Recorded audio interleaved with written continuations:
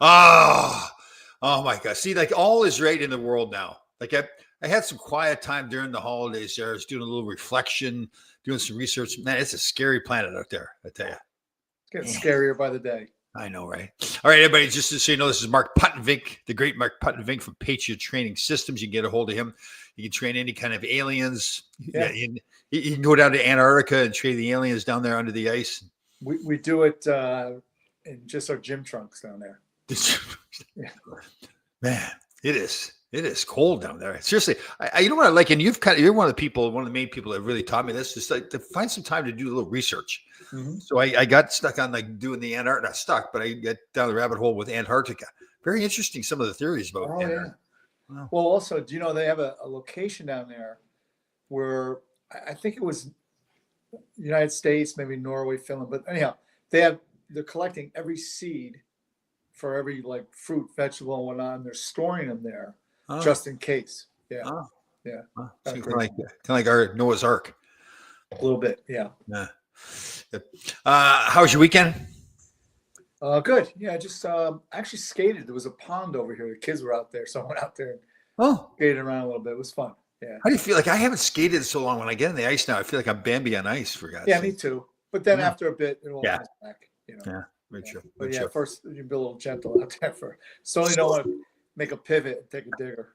I know. Yeah, right. It's the ego thing as much as anything, right? Like you fall down. A lot of forward skating until I feel comfortable. Yeah. The Jets look their usual. They're just right on point as usual. I tell you, by far, Aaron Rodgers has become the most hated athlete of all time now. Like the smug attitude. Oh, yeah. I mean, he just can't take any accountability. Yeah. None. You know, so it's unfortunate because the guy's going to be in the Hall of Fame. Yeah. But he's leaving this bad taste in everybody's mouth where he's just so arrogant and so full of himself. God, and throwing his teammates on the bus. It's like every time if a guy drops a ball, he's throwing the arms up in the air and like pouting and. Yeah, I got an answer for that in the locker room. Oh, I know. See, that's the truth. I imagine. I think he's kind of unaware. Like he thinks that his teammates really love that attitude or something. So. Well, remember when I think it was an offensive lineman on the Jets punched out Geno Smith in the locker room. Yes. Yeah, he broke his hand, or broke Geno's hand or so jaw. That's right. Broke his jaw. Yes. I forgot about that. Yeah. And then, so I mean, it's happened. I'm sure you've seen it in hockey where guys just went. Yeah. That's always done behind the scenes. Yeah. We had some great practices sometimes for some brawls and practice. Oh, yeah. So one time in I won't name names, but someone I'm very close to who could be my son. Okay. In college practice, a kid ran him like for no reason at all. Just like one of those drill, and Sean actually went and dragged the kid out of a class, out of a lecture, dragged him out in the hallway and had a chat with him. That's Sean. There we go. We got our buddy Mark Stamps. Good morning. Happy New Year. He's got the hiking stuff going on there, right? He's out hiking there. Wow, very good. Yeah, I think I might. It's the sun's out now. I might go for a hike. Yeah, that's what's nice. Yes, Magical Lorraine here. Yes, the beard. Lorraine. The beard is gone. That you do as well. Yeah, a little experience here with the beard. It's gone. Yeah. Our beautiful Brian Duffy. There's Brian, great man. Ice Warriors. Yes, Brian was the head of the VA. What was he? That's his brother. Brendan. I'm always getting confused now. No, Brian is the vet. Yeah, and Brendan is the sleep. Yes, that's right. Our personal sleep. I've kind of come around. I hate to admit it. I've come around to believing in more sleep, but he's right. He's absolutely right. Yeah. Here's a very intelligent man right here, our buddy Keith Morano. Morning, studs. Good morning, Keith. Yeah, no, he nailed that one. He's very observant. All right, I got a couple of subjects I want to cover. They have those. What do they call those hearings with the Senate, or the people that bring people in? But it's not just confirmation hearings. They bring them in for kind of grill them on certain subjects. Yeah. So they had the head of the U.S. Postal Service in. I saw he was going. Oh, did you see this? Like a little kid. Oh, I couldn't believe he was actually doing it. So people that don't know, this one guy was all over him. He was from Georgia or something. I can't remember. This one senator, whatever, and he was all over him. And the guy didn't like to hear what he was hearing. So he literally, this is a grown man, is getting paid millions of dollars probably from our taxpayer dollars. He didn't want to hear what the guy was saying, so he put his hands over his head. Oh God. Yeah, it's been a while since I've seen that, like since when the kids were little. Yeah. That was unbelievable. You know, I know they do it like figuratively, they do it, but for him to actually physically do it, I know they. yeah. Yeah. Oh I just was thinking this morning, you know, it's sad. Our government is so broken. It is so oh corrupt. God. Look what's going on in New York City with the NYPD. I know. Like, what was the mayor doing all this time? So now it's like every. I hate to say it's terrible. It's not because it's not true. Not every cop is corrupt, but it seems like the upper level police are just. It's yeah, and it's the same thing in government. Like not everyone, but it seems that the higher ups are just. Oh, It's like one story after another, corruption and that's sexual just, and you know what? The scary thing is that's just the stuff we're hearing about. These are just the people who got caught. Imagine all the other people out there. Well, you know, there's an interesting thing. So I think 3 or 4 years ago, it came out that we spent somewhere in the order of around 30 million taxpayer dollars to pay off sexual harassment complaints with Congress people and staff. Oh, And now there's some talk that those people are going to have their feet held to the fire, and they should. I mean, yeah. you know, how can this happen? See, but here's the problem. I think so many of them are doing this kind of stuff that they're all saying, "Yeah, if I throw him under the bus, then I'm going to get thrown under the bus as well." But So, that's the good thing about bringing outsiders like yeah. Elon Musk. They have nothing. There's no attachment. They don't care. Yeah. They're going to get to the bottom of this, hopefully.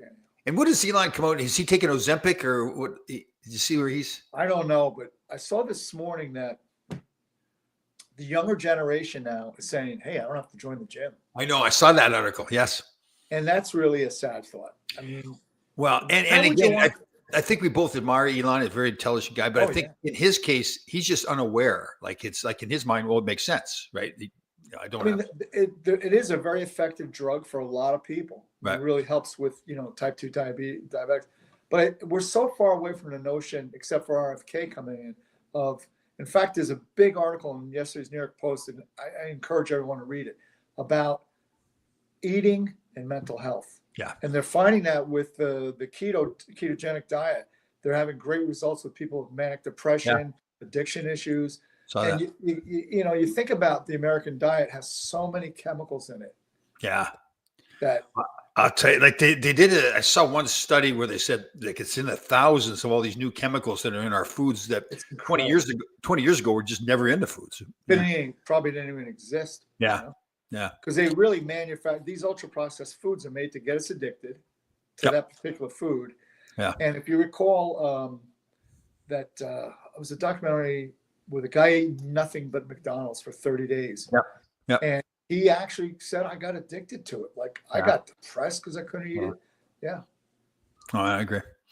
Okay. I've got this is a touchy subject, a little deep. Okay. This is, we're talking about abortion. Mhm. Okay. Now, not necessarily abortion, like, is it good or bad, right? Is it a woman's choice? You're killing a child. But the other part of it, I think, kind of gets lost in the whole subject. That's being two men. Is what about the man's rights? So here's my thought process. So usually and a baby is conceived, it's a man and a woman get together consensually, and they have sex, they make love, and a baby is created. Mhm. So now a couple of things can happen. So the woman decides that she does not want to have the child, but the man has no rights. Like he can't say, no, you have to have this child. I'm the father. Conversely, she may say, I want to have the child. He doesn't want to. Mhm. Not only does he have to be the father, but he now is financially responsible for that child in most cases. Not true. Well, it is true. It depends as far as the financial. Do you know until 1984, in the state of New Jersey at least, until 1984, men were not fiscally responsible for any child they physically were responsible for, which is kind of crazy. Right. But I understand what you're saying. I think so. There's two thoughts I have on the whole abortion issue. But hold on, One let's is- back up 1 second. You said not true about the financial part. In most cases, the man is still responsible. The father's responsible. Now they are, yeah. What Okay. I meant to say, it's only recent of that. Okay, gotcha. So my thoughts are this, Tom. It is a woman's prerogative. It's her choice. It's her body. I totally agree with that. The difficulty I have in all this conversation is that in today's world we live in, we have how many different ways to prevent pregnancy, and yet that never comes up in the topic of conversation. It just seems to, all right, now we have a pregnancy. What do we do here?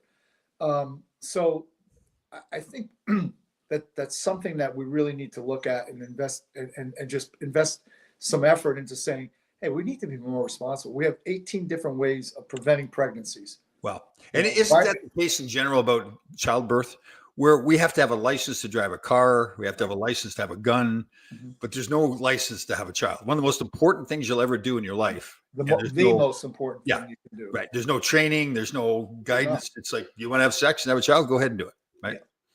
Yeah. And there's no manual. Like you and I both raised two boys, and we Yeah. had our hurdles, and we still do. It never Yeah. ends.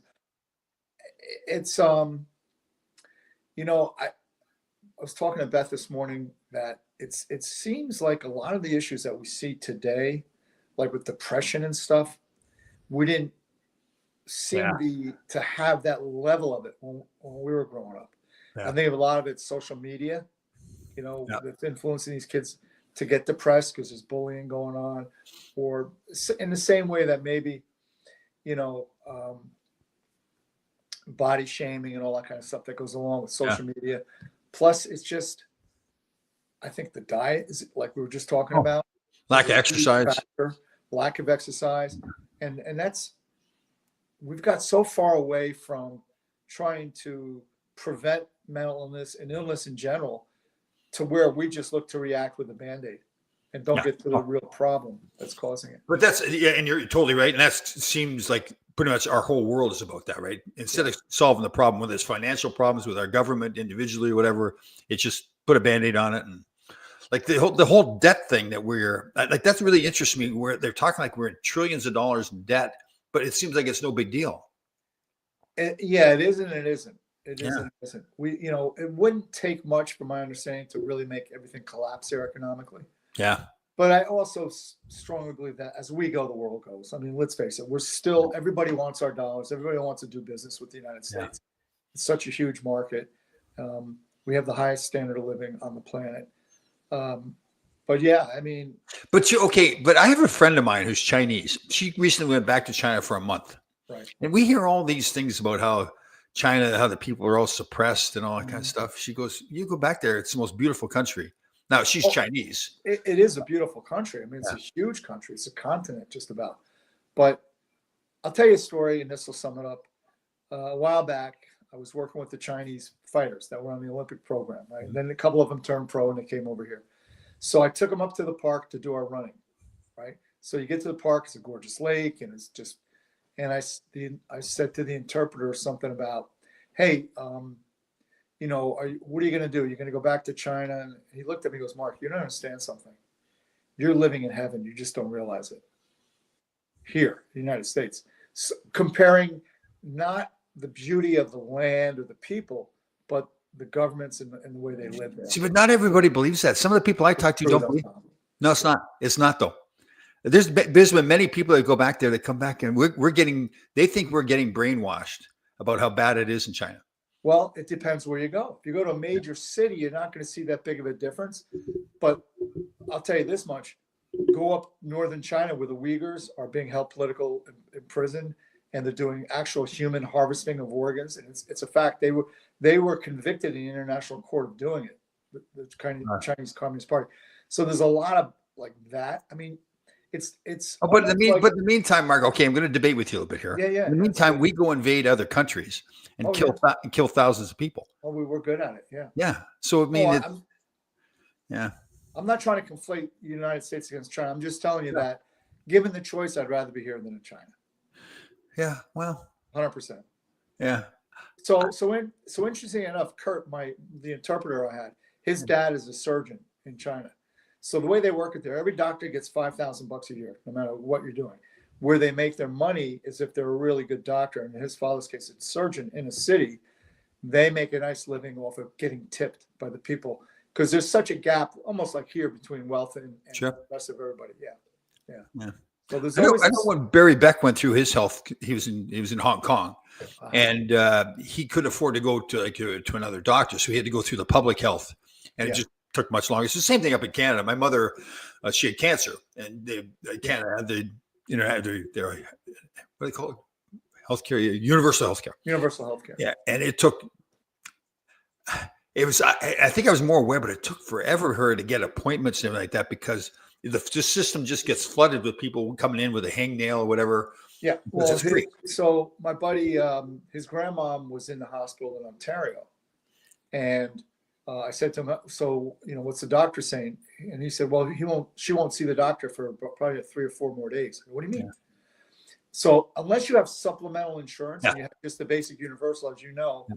the doctor comes by and you're in a room, by the way, with 5 other people. You don't have a private room. Oh yeah. My private. And Yeah. so that's that. But it's okay. You're going to become you're going to become a state soon, and Yeah. Governor Trudeau will fix those. I know.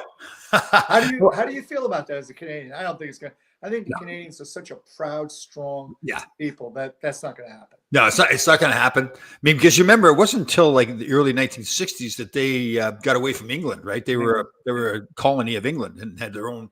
Because so from an economic standpoint, I was born in '58, so we still had the Union Jack as our flag back then. Yeah. And then we eventually, I remember that as a kid. So the Queen hung in Winnipeg for how long? Right? Yeah. She moved the barn. Yeah.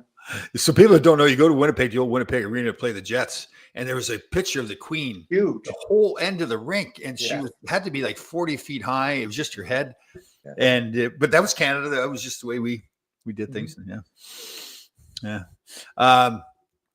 Go back. I think I told you a story before. To go back, the abortion issue kind of got me riled up, but Bill Burr it's funny. So it's not. This isn't a funny subject, but he did a funny skit talking about how he compared it to if somebody was baking a cake and the cake was halfway done and somebody came in and took the cake out of the oven and said, okay, well, it's not a cake. He said, well, it would have been a cake if you had it in the oven. So, yeah, it's a very tough issue. I mean, it's, I think everybody struggles with it because the reality of it's not good when you really look at it analytically. Yeah. What that means, but it's a personal decision. Yeah. And that's one thing. We need to have more personal decisions. We're becoming way too reliant on our government officials telling us what. So that Mayorkas telling us how we should talk about and I know this is a delicate subject for you personally, the healthcare guy getting shot, and then people kind of celebrating that. Mayorkas is up there trying to tell us how we should or should not think. Well, listen, shut up and do your job, first of all. Well, he hasn't done. Yeah. He's probably should be in prison. Yeah. Yeah, God. I'll leave it at that. Man, it's interesting. I love watching when they do the hearings with him. He's got the art of not saying anything but talking for 15 minutes, right? And they all do. I mean, that's the definition of a swamp creature from Washington. Yeah. No kidding. What's the great line too? And I know it's been used many times, but how do you know when a politician's lying? When they move his lips. Yeah. Or her lips. It depends. Yeah. You know, it's funny. Don't know how you are. I think the people that backed Trump when he was elected were like, okay, things are going to be fine. And then he kind of settled into the reality that there's only so much he can do, right? If you really believe in his way of doing things. And we're a long way off. I think the difference between his first term and now this term, first term, he went in not really aware of just how bad it is. I mean, I think he had a good understanding, but now he's like, oh my God. Yeah. Now bringing in outsiders that are like, so Elon's not elected. So some people have a problem with that. But here's my answer to that. We just had 4 years, and we do know for a fact now that Biden was out of it from day one. Who really ran the country? So that's a great subject. Yeah. So his underlings are saying that we hid it for 4 years. Who did you hide it from? Like everybody in the world knew that he had mental problems. I mean, the old saying, "Don't piss on my feet and tell me it's raining." Yeah. Like I got a kick out of that. Like they're making some big revelation that we were hiding it. Yeah, like we're all like, what? The guy couldn't get his way off the stage. Like that. And I know it's somewhat controversial to say it this way. I almost we discussed this where I felt bad for him because he was this elderly gentleman. Now did a lot of other things that. It was elder abuse for sure. Yeah. What about and he's pardoning all these criminals? Well, he's not pardoning. They're on death row, right? So here. I just had a discussion with someone a little bit before. He did away with the death penalty for 37 out of 40 people. Right. So, okay. I can understand if you take a position that you're against the death penalty morally, ethically, and religiously. I can understand that. But then why 37 out of 40? Why not 40 out of 40? Number one. And he never consulted or spoke to the families of the victims. Right. Oh, I know. He's also overruling, in many cases, 12 jurors. who said, Yeah. no, they deserve the death penalty. And also, why? Like, I mean, again, I understand if you're against the death penalty. Okay, then fine. But what then if you are, then it should be 40 out of 40.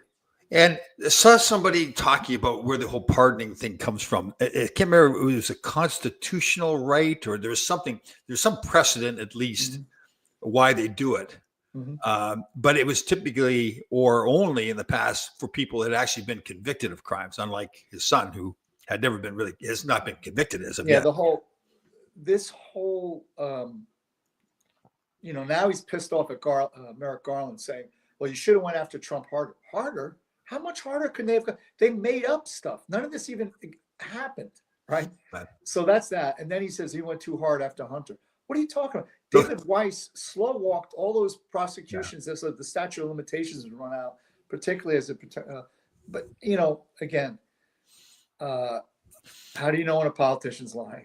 Oh, I know. But okay, so now we are the fair and balanced network right here. Okay. Yeah. Fair and balanced. So if we're going to be fair and balanced, the one, like, I think Trump, and I understood what he did. So Matt Gaetz. So he nominated him, I think knowing full well that he was not a nice person. Right. And that he would kind of get him off the hook, and then they would not disclose all the information they had on him, which didn't work out. They ultimately, and which was weird, right? Because he'd already retired. Now they're coming out with so I think he resigned from Congress saying in essence, well, now I'm going to become the AG. Right. And I think you're correct in your assessment that he threw him in there like a grenade. Yeah. And then I think it makes it easier for the next appointee to get in. And the theory was it was supposed to get Gaetz off the hook because when he resigned, Trump right away that same day had somebody else to replace him. So it was all set up and ready to go. So and there's a backstory to the Matt Gaetz story. I forget who it was, but there was a guy down in Florida who was a son of a guy who was a bazillionaire. He owned like all these dental places all over Florida. Right. And the kid wanted to get into politics, and he became, I think, an administrator in a county, which controls a lot of. Anyhow, not a good guy. Like he was a really bad guy. And he started going after his political opponents and setting them up with stories that didn't exist. And Matt Gaetz was one of them. So there's that. I don't know where the reality of it is, but yeah, I think Trump threw him in there like a hand grenade because he knew how controversial. And then here, Anthony Weiner, he's talking about coming back to politics. He's rising back up. Cuomo rising back up. Weiner's rising back up. And Mario or Cuomo is talking about coming back to be politician again. Yeah, why not? Oh, man. I mean, Washington, D.C. reelected Marion Barry, a crackhead. And like Chris Rock said, the comedian goes, who'd he beat? A heroin addict? I mean, you will reelect a guy who was arrested on FBI video smoking crack with a hooker. Wouldn't it be funny? And we touched on it before. Wouldn't it be funny if we actually knew all the stuff about all of them? Like they had to disclose all the information they had. I mean, and think about it all the blackmail that's going on too. Like, listen, I know this, so you better not do this. Epstein Island. Yeah. Imagine the amount of. Who's Pam Bondi is hot. Pam Bondi was the AG of Florida, and he just appointed her the AG now to be confirmed for the United States. Like she's good from far from good, I think, right? But she's going to do a great job because she's all business. So Danny, we love Danny here, but he's a little bit slow, picking up on things. Well, the New York Post, they have such great headlines. When he was getting into all that trouble, there was all this Weiner stuff and all that. I remember when he was getting interviewed one time, and the guy would ask him, "Okay, is that your penis or not?" And he goes, "Well, I really can't tell for sure." So in other words, he was admitting he was sending out pictures of his penis, but he didn't know if that one was his penis. I met him, so you know how they do that. I'm sure you do it. You met Anthony Weiner? Yeah, so you know how they do the Make-A-Wish. You didn't shake his hand, did you? Left hand. Left hand, okay. The Make-A-Wish game they have at the Garden? Yeah. With all celebrities. He played goal. He went. No, he did. He went in net. Are you joking or serious? Dead serious, yeah. When I was there, yeah. Because it was like John McEnroe was on the bench as a coach, and they had Teddy Irvin and his son Chris Jericho, the wrestler. That game. Yeah, he got in net. Yeah. Okay, I thought there was some joke there about him getting No. Yeah, no, but he got in that. He didn't dick around. Excuse me. He didn't. So remember Linda Cohn? Well, she's still on ESPN. Yeah. So we played a charity game at Murray's Rink in Yonkers, New York. Yeah, the outdoor rink. It's got the roof on.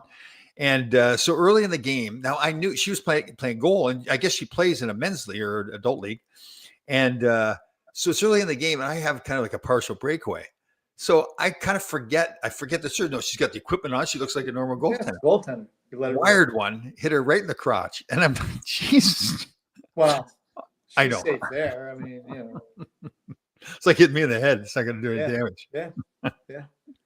What are you going to do? Like crack it or something? Oh, those games are the best. Those games. Yeah, they're games. Yeah. They're fun.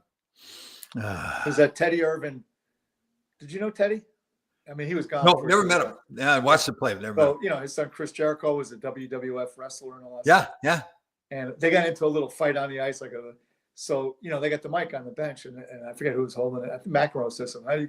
He said, normally a father would be proud of his kid. This kid's a jerk. He goes, oh, I mean, kidding around. But there's actually a charity game that showed it. Father and son got in a fight. Did you see that? Yeah. They were swinging. Where it was?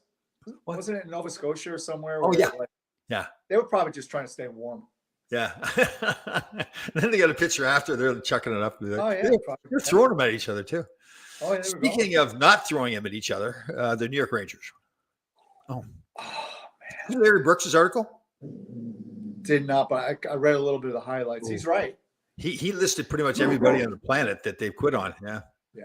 And you know what? You look at, I watched a little bit of Tampa Bay. They were on the wrong side of the puck all night long. Yeah. And then I mentioned to you, there was a time when Borgen, who, by the way, really, that guy's not good. Who's that? The kid from Seattle. He's awful. Oh, yeah. Awful. So he's battling, I forget who it was, one-on-one in the corner. And Miller's got his guy in front, or at least he's standing in front, and he jumps in. And, you teach kids from when they're peewees, you don't jump until it's a 2-on-1. Let him battle it out. You got to stay with your guy. And so Point, is that his name now? Braden Point. All alone in front, not a Rangers jersey to be seen. Yeah. Well, and here's the scary thing. You kind of, there is no, like, people say, we got to trade this guy, trade that guy. It's like the whole culture kind of thing. Like I don't know if I've ever seen, and I have not been in the locker room. I don't talk to the guys, but the way it's gone, the lack of, it's like everybody has gone into that mode where I'm not doing anything. Right. And so it's tough. There was a report Shesterkin left the bench or something too. Apparently, when he came off, he went in the locker room, which isn't he's probably pissed off and he didn't want anybody to see it. Of course. Yeah. The guy's being hung out to dry. Yeah. And it doesn't seem to be, again, I'm not in the room, but I do remember being in the room where one of the, I think it was Theo, stood up and just started screaming at guys. You're letting Mike Richter, you're letting Ricky hang out to dry, like was yelling at guys. Well, that's going to be the issue. That's going to be the issue. Paying the guy a lot of money in Shesterkin, elite goaltender, arguably one of the best in the league. Not arguably one of the best. He's arguably the best. And then now, are you going to what happens in the future? You can't waste those years, right? I mean, how old is he? 27ish. It's 28, maybe 20 in that range. Yeah. I mean, if you blow it up now, you're 3 years away from being competitive again, or 2 years at least. And here's the thing: the way, at least the way it's going right now, you want to get the assets for your assets. Right. So if you decide that you want to trade Kreider, Zibanejad, what are you going to get for those guys now, right? I mean, look, you were an agent for 22 years. Yeah. So tell me, I'm a GM of Detroit. Plead the case why you want me to go for Zibanejad or Kreider at this point. I know. And that's, and teams are seeing over and over based a lot, like all the teams that we've talked about this before, the teams that win, the Floridas, the Tampas, the San Jose, the Vegas teams.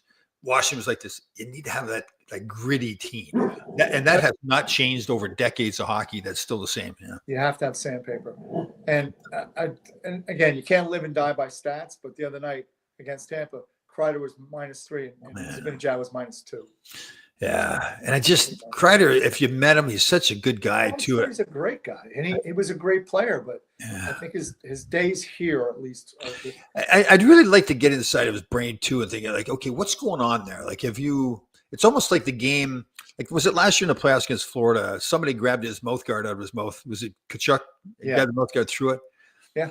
again, he kind of looked at him like disgusted about it. Well, what you want him to do is grab him, throttle the freaking guy. Yeah. So, yeah.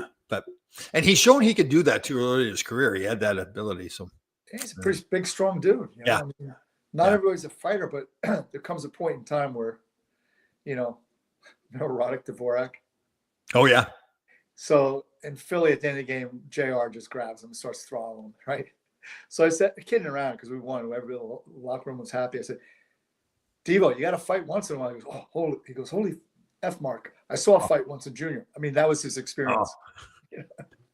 Okay. So, and I think just to be clear on our record, we are total supporters of our men and women in the military, all that stuff. But when one of our planes gets shot down by friendly fire, I have a hard time. Of all the billions of dollars we spend on equipment and highly trained individuals, that they all of a sudden, like, I can't remember the last time a plane has been shot down by friendly fire in the military. Well, especially we're not really in a hot war either, so that's Right. another factor. That's all going to change.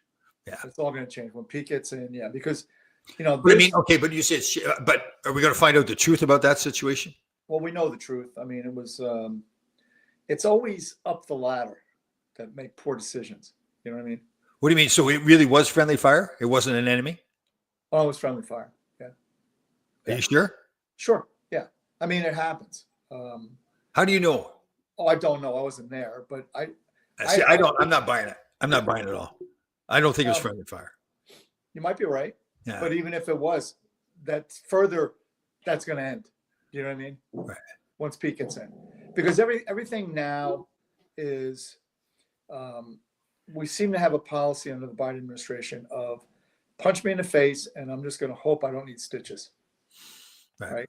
As opposed to swing at me, I'm going to come back 100 times harder and you'll never swing again. Okay, but here's my concern. So let's say it was not friendly fire. It was an enemy, Syria, whoever was shot him down. They're obviously not telling the truth for a reason. Is it that they don't want to escalate things, that they're trying to make it seem like it's not a big deal? And now, would Pete do it any way differently? Would he be told, listen, Pete, we can't have this getting out because now we're in for World War III? It's hard to say because there are always going to be mitigating and circumstantial things that prevent you from letting the public know exactly what happened. Right. But I do feel that, given the past 4 years, what we have done with our military, I mean, the biggest glaring thing is Afghanistan withdrawal, where, we leave billions and billions of dollars of our sophisticated equipment there.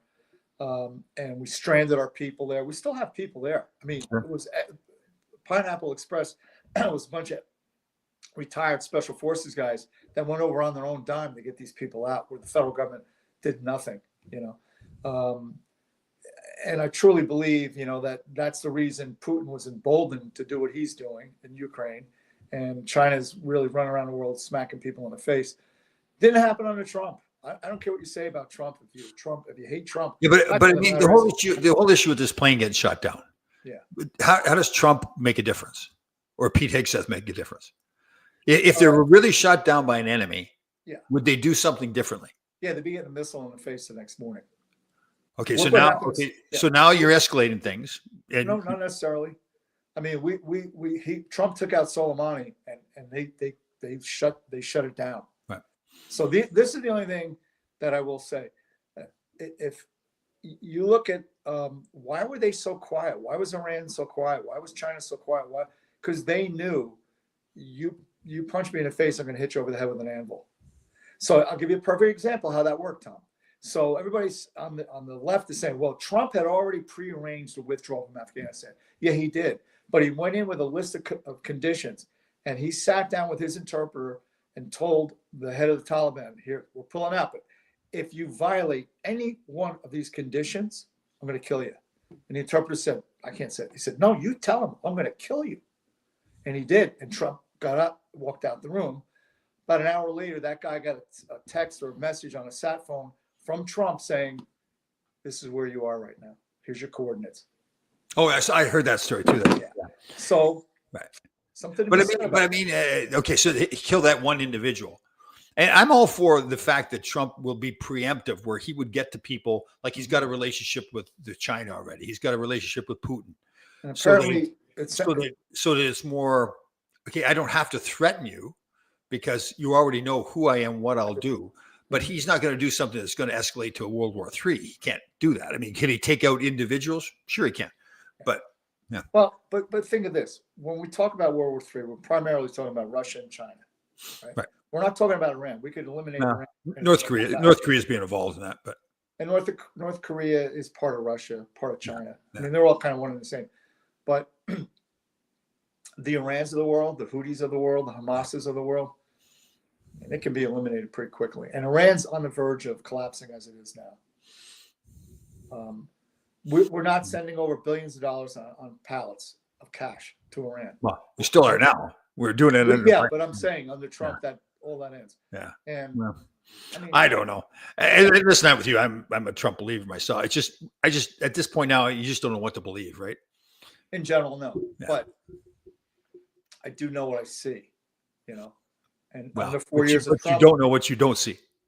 yeah, but what I'm saying though is under 4 years of Trump, none of this was going on. The moment this administration got in, all hell broke loose. Well, we don't know, right? No, we don't know what we don't see. No, but let's back up a minute. Under Obama, Putin went into Crimea and took Crimea. What was Obama's support to the Ukrainians? He sent them MREs and blankets. Now, I don't agree with the billions and billions of dollars weekly that Biden is sending over there because that seems a little suspicious, right? Because there's no Overwatch. But it just the facts are the fact. Under Trump, none of this occurred. None of it. But my point is, though, you don't know, though. Nobody No, knows. I do know. No, you don't. You don't know what happens behind the scenes. Listen, what did Putin do under the Trump administration? Nothing. But you don't know what Trump. You don't know what Trump was doing behind the scenes to make sure it didn't happen. Who was he? I'm not arguing that point. What I am saying though is, you just look at evidence. Nothing happened while Trump was there, and Iran was chirping or whatever, and the Soleimani guy was responsible for literally American deaths and a lot of death and destruction over there. Stepped out of his car and a missile smacked him in the face, and Iran did nothing. They didn't move an inch. So, you know, my point is this. These past 4 years, you know, they always talk about, well, we inherited this from Trump. Yeah, you know what you inherited from Trump? No war. And in a matter of 4 years, now you've got October 7, you've got Ukraine, you've got all kinds of stuff going on that wasn't occurring. I just see, I'm so leery of everything. Like the whole military people making all the money off wars and everything like that. Who's paying off? Who's paying off who behind the scenes? Yeah. Listen, I get it. If you look at the facts from the surface, it's okay, no wars. But what is happening again? What deals are being made behind the scenes to make that happen that may affect us down the road? Right. And that's what I get. That's a possibility, but I don't really necessarily see. I look at it differently. I don't think it's deals being made. I think what it is. So listen, let's look at it from a hockey standpoint. I'm on your team. I'm a $165. Some guy just ran me. What are you going to say to him? Do that again, and I'm going to take you and everybody in your team out to the bar. Right. Oh, right? So you're taking me? Oh, I see. No, you come in because you're my teammate, and I'm a little guy. You're a big. You know, you're an enforcer. You're going to say, whoever did it, do it again. I'm going to take your knees out. You know, it's a lot more complicated than that, though. I know you know that. Not necessarily. I mean, I go back to Soleimani. Iran shut down. You didn't hear a peep out of them because they knew that we could get to you. Just like the Taliban leader, when Trump sent on his sat phone your coordinates, he's saying, if you don't think I'm serious. I just think there's so much money involved in it too. Like, you know, Ukraine's a great example. We've talked about this with all their farmland there. Like, you know, they're sending money over to prop up Ukraine. At the same time, you know, BlackRock is over there buying up all the farmland. Yep. Right. Yeah.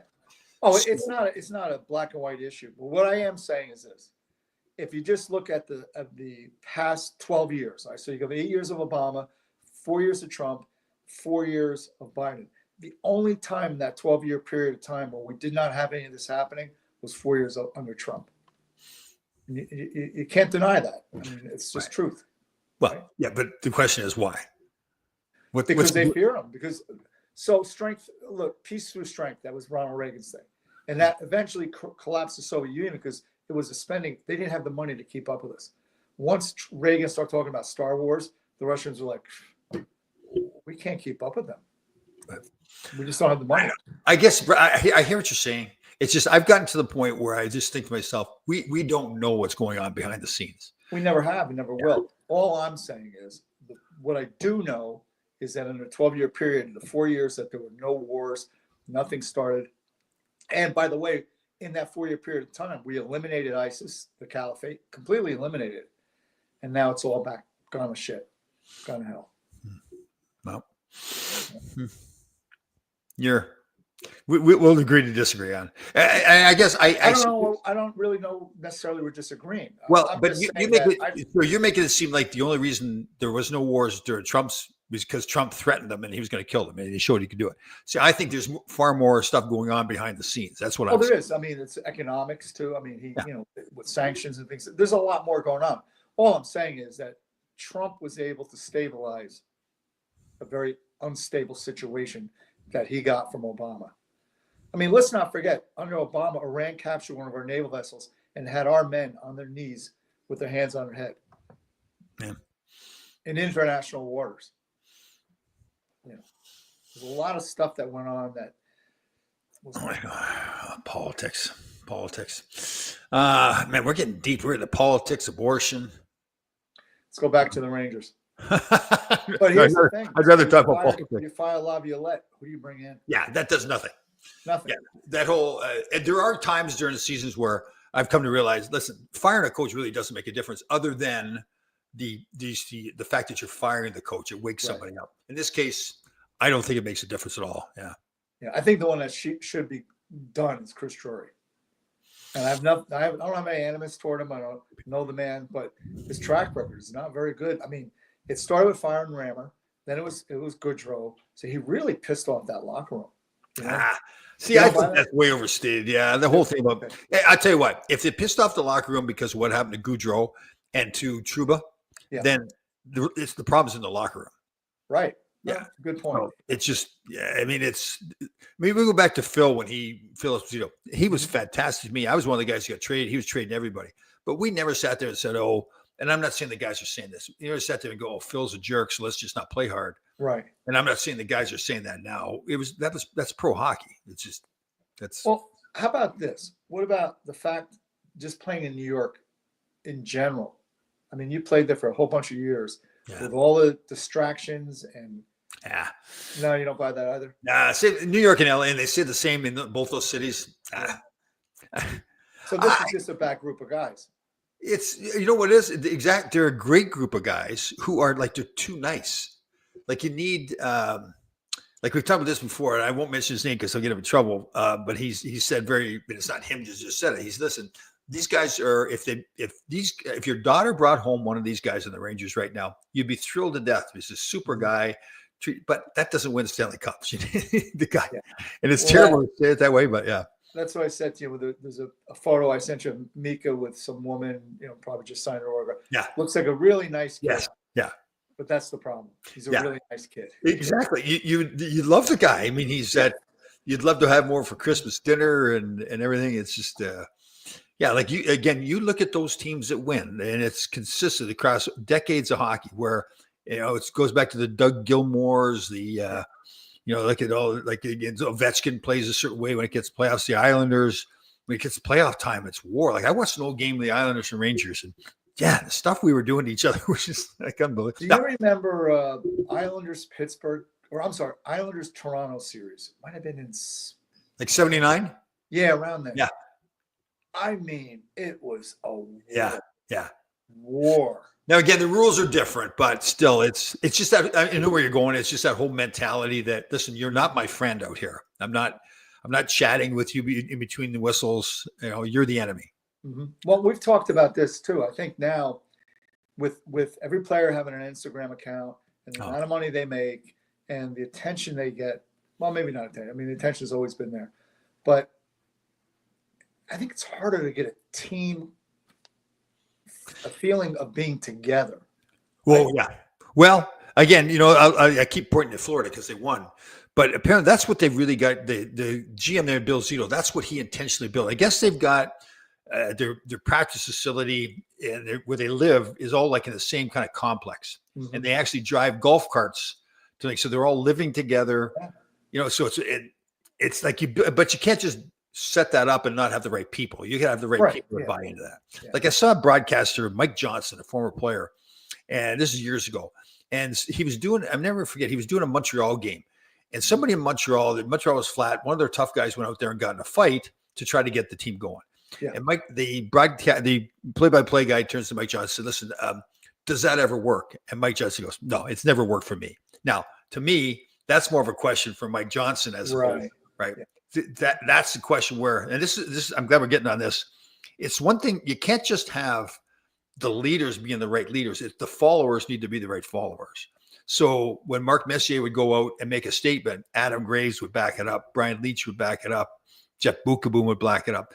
So it's like, you've got to have that right mix of followers and leaders and guys that are like, so if Mark Messier goes out and elbows somebody in the head, now everybody else goes, okay, now we need to follow suit. It won't do any good for Mark Messier to do his thing unless we follow up and do our job. Right. So, Well, it's interesting too. The 4 guys you mentioned are like 4 different type of personalities. yes. Right? Yep. He's very quiet, just went about his business.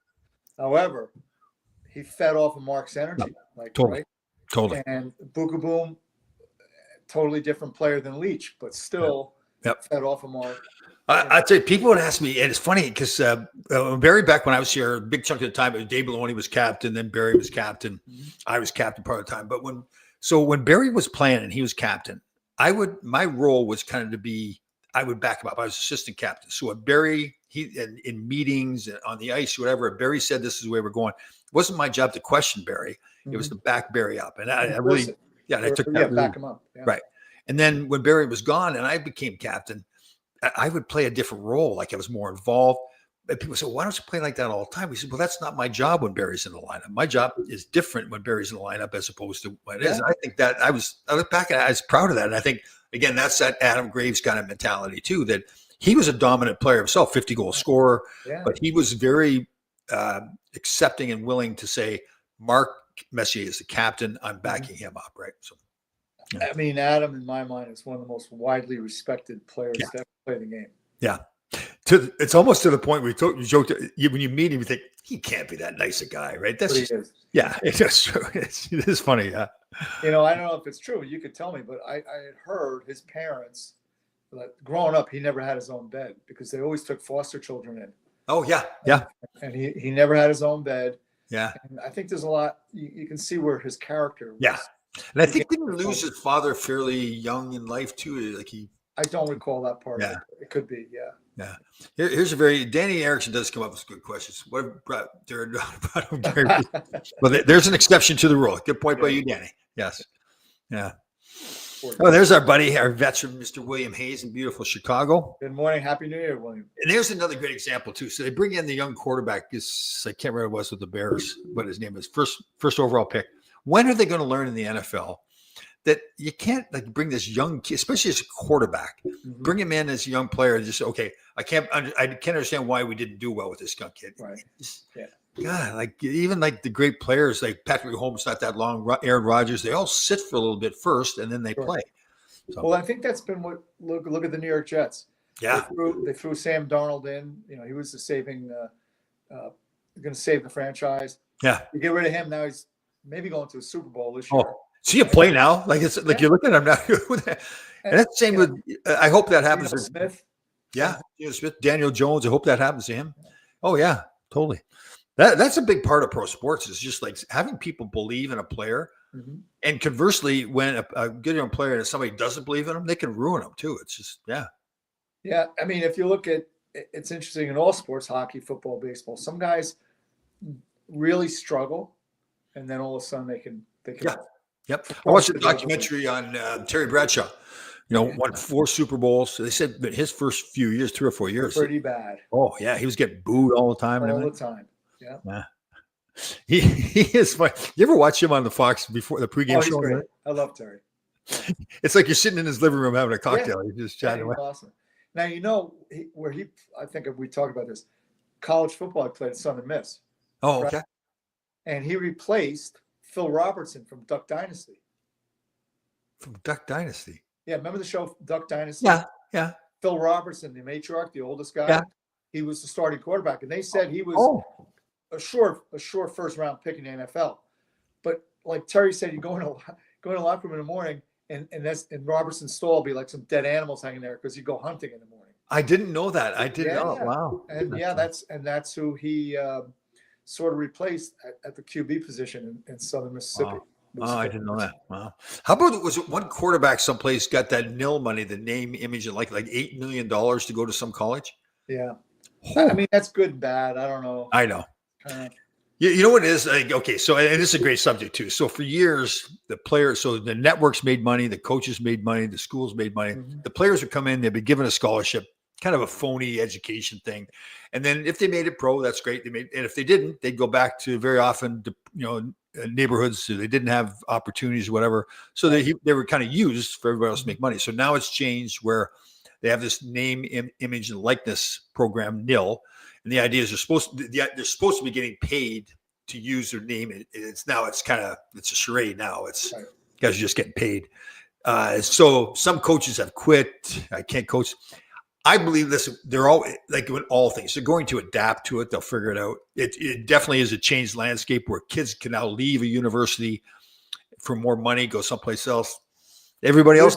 There's been a lot said, and there's been some documentaries just on how much the NC2A really has a stranglehold on collegiate athletics. And not a good one. Not a good one. They did. Not as much anymore, but they did for sure. Yeah. How do you feel about the I'm gonna take my version of it, or my outlook on it, because I'm an American. Now that the American universities and colleges are going to allow kids who play major junior A play here. Yep. It's great.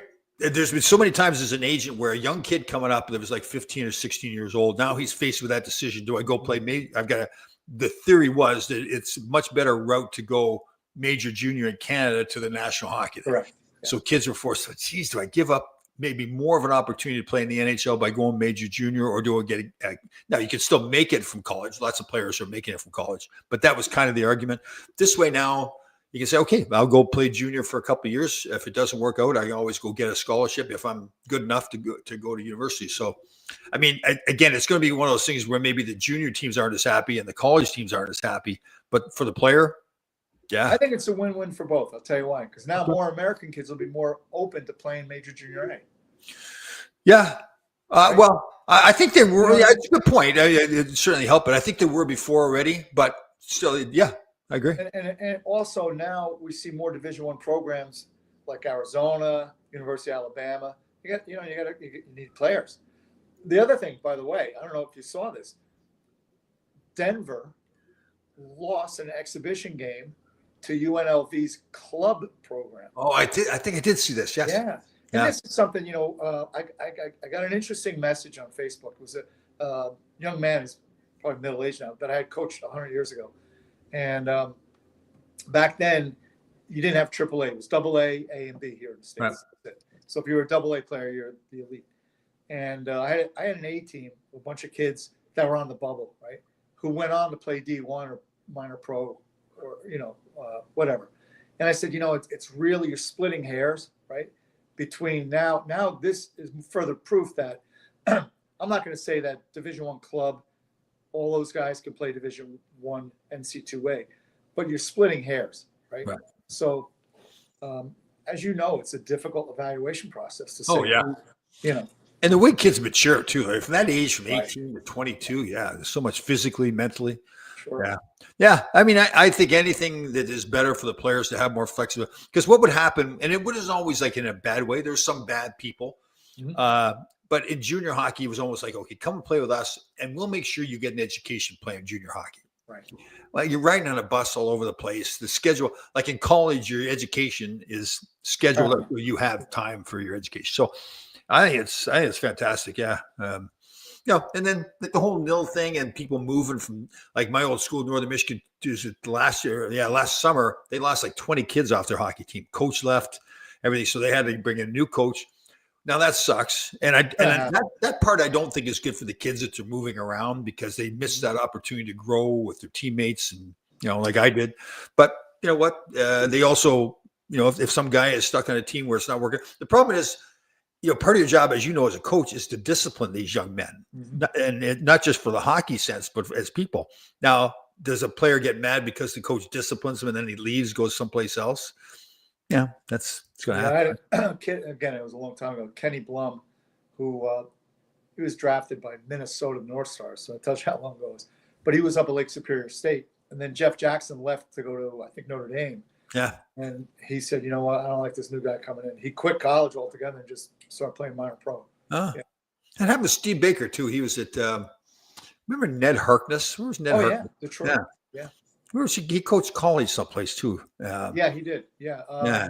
I want to say it was Cornell. May have been Cornell, and Baker was there. And when Harkness left, Where's Barry Shelley? We need Barry Shelley because he'll. Yeah, he'll know. That's right. He'll know. The encyclopedia will know. Yeah. Susan Brooks. What does Susan Brooks have to say here? It's always interesting. Are you going to MSU for alumni game? No, I have not. I'm not invited. I'm not a coach. I'm not a player. Maybe I got to buy a ticket to get into that game. You got waived. I did. Yeah. It's just like the old days when I was playing. I got traded. Yeah. And I tell you, it is funny. I've kind of hooked on watching some of the old games that we played. Man, it was entertaining to watch that stuff. Yeah, and of course I'm biased because I'm from, that's hockey to me. Yeah. What I see now is it's hockey, but it's just. It is very different. Yeah. It is because like when you see even there's a brawl or whatever, and the kids have all got their gloves on and they got the shields on and everything, and they're going, "Oh, this is a wild brawl," and you're going, "It's just." I don't listen, man. I feel bad for tough guys now because you got to deal with the visor and how do you? The only thing I would tell guys: throw a lot of uppercuts. Oh yeah, totally. Anything over the top, you're just going to hit visor and cut your hand up and everything. It's just. Well, and the whole thing is too, they hold the arm way out, they hold the guy back, and then they give little jabs. It was just doing nothing. I guess it showed what blockheads we were because we just stand there and throw bombs at each other. Oh, that's funny stuff. Let me see here. Did Tom put the time in? No. And I'm not proud of it whatsoever. But the answer is. Well, my buddy Roger played football at Syracuse, and he went to a lecture study and it was like, I don't know, 90 people in there. Right. And the first day the professor comes out and goes, "Hey, if there's any football or basketball players who think you're going to come here and nap for an hour and a half and get a passing grade, just leave now." Those 11 guys stood up and walked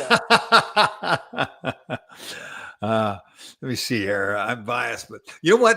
I'm glad she made this comment. I know you're joking around, Danny, a little bit, but and I think it's more of a statement about my life. When I watch myself play, it is kind of like kind of corny here, but the microcosm of my life, because I was always making mistakes. And I guess I come to realize, and it's my personal life too, I know I'm going to make a mistake. So there's no surprise to me. When the mistake happens, I don't know, I'm sure you could relate to this. So it's no surprise. Once the mistake happens, it's go. There's no hesitation. You don't put your head down. You just go. And I learned a lot from all that. It is funny watching. I think I've mentioned this on the show, maybe where we were playing actually, what did happen? Yeah, we were playing LA my rookie year. And I went to pass like a 5-foot pass to Ron Duguay. I think I told you the story. And the puck goes up in the air like it's a grenade. It's like somebody pulled the pin. And it went right to Larry Murphy on LA. But I was on top of him before the puck got there. Yeah. So I knocked him out the puck. Steve Vickers goes in and gets a great scoring opportunity. So it looks like this great play that I'm making, but it's not a great play. But it was a great play. Yeah. I mean, that's why you were there for 11 years. Yeah. That's the thing, so you look at body language. I'm not going to pick on anybody. Let's look at Mika on the back check. He just, I know. It's not there. Like he'll turn it over and then he just gives up. Yeah. Instead of turning it over and getting pissed and going, I'm going to go kill that guy. Well, and he, going back to where we think he's a great kid, but what's going on with him, I think, is that he's getting down on himself instead of just. Yeah. Well, Larry Brooks said he's a pretty sensitive kid. Yeah. When Larry was on Spitting Chicklets. Yeah. Yeah. See, Spitting Chicklets has had Sean Avery on a few times too. Yes. Well, there's rumors he's the next GM. I know.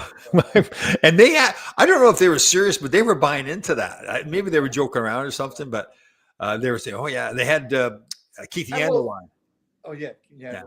He was saying, "Oh yeah, that'd be a great idea." And I'm like, "What?" I do think there's a place for a guy like Sean because you know what? He's going to tell you what he thinks. Yeah. Right? And he's not going to sugarcoat it. If he thinks that you're shit, watch one up. He thinks you're crap in the bed. He's going to let you know. You know what? That's a great point. So we had David Poyle on, who's a well-respected guy, retired now, was in Washington for a long time, Nashville, and he had Paul Fenton, and my former teammate of mine, played with him in LA, and he had him as like his chief scout.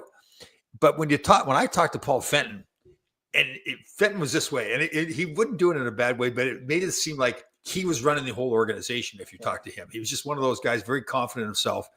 And I said to Poyle one time, I said, so I was joking around. And I said something like, well, I said, it's great for you that you're working for Paul Fenton, which is the other way around. Yeah. And he chuckled, but he says, no, he says, I want people around me that give me their opinion. If they're just yesing me to death, they're not doing me any good. So, yeah. Well, I know a lot of people don't like the guy, but there are some good things about Mike Babcock's approach to coaching. And he had a guy, I don't know who it was, but when he was in Detroit, I guess, called him in the office, an assistant. He said, you're afraid to coach these guys. He says, you're afraid to coach them. Who that's the assistant said that? Well, and he's talking about the best players. He said, you're afraid to coach those guys. Yeah. He said, you got to coach them. You got to coach them. In other words, the same thing. Just be brutally honest. Hey, man, I don't care if you're, I don't know who was playing back then, but whoever it was, probably Datsuk or whoever, if they're doing something wrong, you got to let them know. I know. Isn't that the truth? And don't try to make have a rationale for it. Just say it. Yeah. Isn't that the truth? Isn't that the truth about life, though, too? Like if something's happened and you make a mistake or whatever, when you over-explain it, instead of just saying, like if something's due and I haven't got it out yet, he says, it'll be out today. Like don't give an excuse why it hasn't got there yet. Just get it. I say, I'll get it out today. Yeah. And he said, you can't be afraid to coach the best players. Yeah. They're looking for coaching. Oh, yeah. They love it. Yeah, they really do. They respect the guy more. That's the other thing. He said, always coach to your best players because everybody else follows suit. Just like you're talking about mess, everybody buys into it. So if you're coaching to their best players, then everybody else follows. Yeah. And it's like how you do it too. It's like be respectful, but just say it. If Mark Messier makes a mistake, Mark Messier made a mistake. Yeah. And that's the problem I have with Laviolette. Like the first unit on the power play, they're just not getting it done. Yeah. And he keeps putting them out. I guess he finally changed a little bit last game, right? He did. Too late now. Yeah. You're not fooling anybody anymore. Yeah. But that's the thing. I can't imagine what's going on in that locker room. It's just it's got to be ugly. Yeah. Be ugly. And again, it isn't a bunch of guys that are going to stand up and say, hey, listen, you piece of crap, you're not playing well. Like you'd rather have that. Right? I'm starting to think from what I'm hearing and reading that Capo was maybe a little bit verbal in the locker room with his displeasure. Is that what you're hearing? Or what? Yes, I have heard that. And he was public a little bit too. He made some comments in the paper too. Yeah. Yep. And you know what? Knowing that, that's what you want more of. Like, exactly. Yeah. Yeah. It goes back to like even, should you, and there was financial reasons for Ryan Reeves getting moved. Who's the guy that we liked so much to get shipped off to Seattle or wherever he went last summer? They put him on waivers. From what team though? New York Rangers. Barclay Goodrow. Yes. Like you think back to, okay, that's exactly what you want, right? Those guys. Yeah. Well, we had to talk about him before. I said he's my typical like Canadian hockey player. He's not going to light on fire, but every time he's on the ice, you don't have to worry about him. Yeah, he's doing his job. This is going to sound very barbaric, but they need to find the proper time in the schedule. Mm-hmm. Say, listen, this is not an option. We're going someplace. We're going to get about 1,000 beers, and we're going to sit around and drink beer. Yeah, and we're going to have. If you don't want to talk about, let's not even talk hockey. If you don't want to, let's just get hammered together as men, and then the idea is that we go to practice the next day. We all know what we've done, and it's time to get to work, right? Yeah, and that doesn't seem to be anywhere near the story in New York. No. I'm sure there's this group, that group, three guys there, three guys there, three guys there. They say, and I saw an article, it was very derogatory article, but they say that's the way it was in Washington when they won the cup. And I'm going, okay, but they won the cup. Right? I don't need you to like the guy. Just play with him and play hard. Yeah. Oh God. I remember, and I know people. I've said this in the past. I really didn't even realize what I was saying when I did say it. That talking about going out and having beers with the boys, and everybody's like, "Really, you drank when you're playing?" Well, yeah, we're men, right?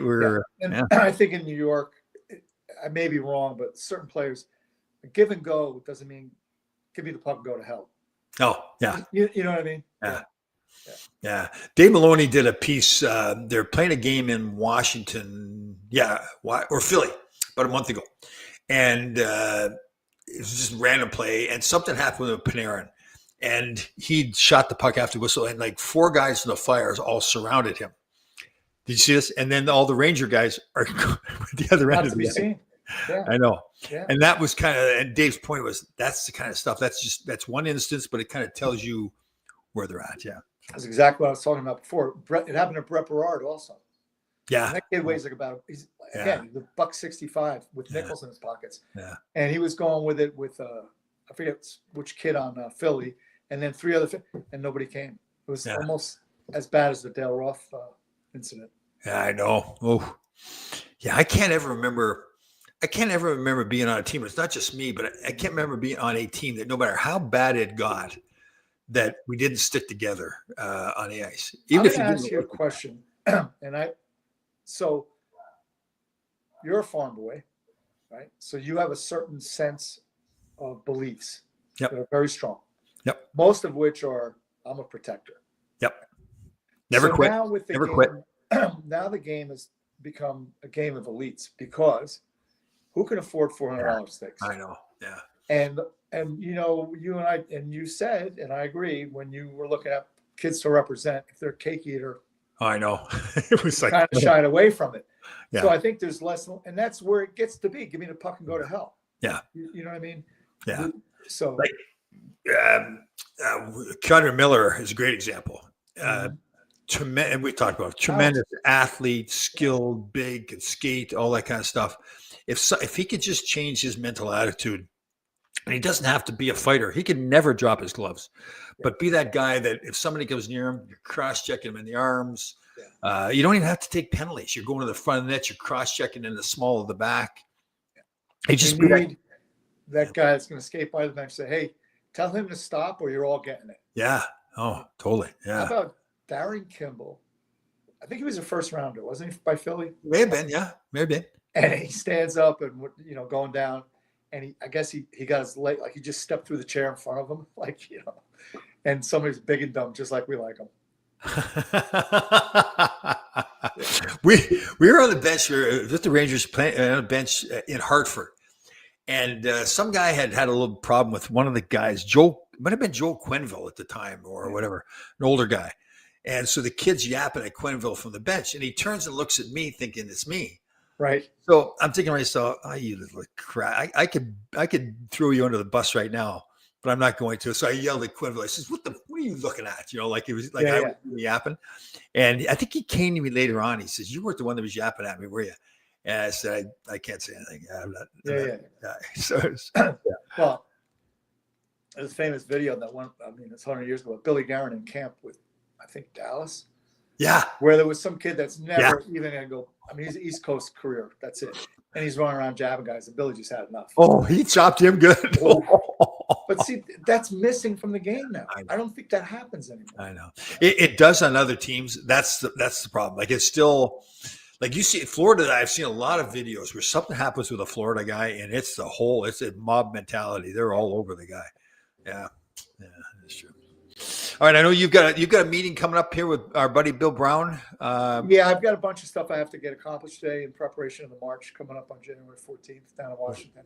Yeah. So if you guys ever want, maybe if there's going to be another, like an invasion or something like that from another country, like maybe they should hire you to like plan it all, like put it all together. Logistics. Well, I'm good at getting buses. Getting buses. No, you've got land, air, and sea. You can do the Navy SEAL thing because you've got you can put the Navy to swim together. Well, so what happened was the first year, really Bill and I did everything. Yeah. We had some assistance but primarily it was Bill and I. And we were in the gym one morning, and Bill looks at me. You know, Bill, how he talks to us. You're a force multiplier, right? I know he said that the other day. Yeah. So then this other guy, I forget who it was, goes, "Nah, he's just from Jersey. He knows a guy." You know, in other words, you need a bus driver? I know a guy. You need T-shirts made? Hey, I know a guy. That's all it was. Yeah. Oh, that's a Jersey guy. I know a guy.